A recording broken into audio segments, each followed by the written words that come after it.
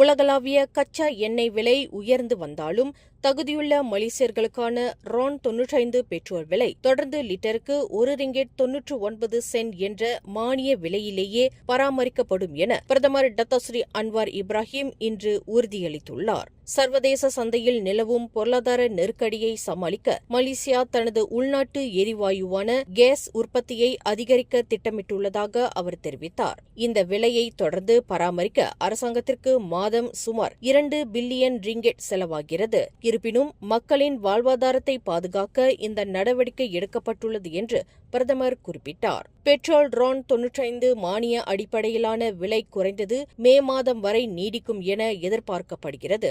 சர்வதேச அளவில் நிலவும் போர் பதற்றங்கள் மற்றும் எண்ணெய் விநியோக தடைகளால் உலகளாவிய எரிசக்தி சந்தை பெரும் பாதிப்படைந்துள்ள நிலையில் தேசிய பெட்ரோலிய நிறுவனமான பெட்ரோனாஸுடன் இணைந்து மலேசியா தனது விநியோகத்தை உறுதிப்படுத்தி வருவதாக பிரதமர் குறிப்பிட்டார். மேலும் செய்திகளை தெரிந்து கொள்ள கீழே இருக்கும் பெல் பட்டனை அழுத்துங்கள்.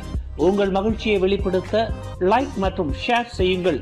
தொடர்ந்து திசைகளோடு இணைந்திருக்க சப்ஸ்கிரைப் செய்யுங்கள்.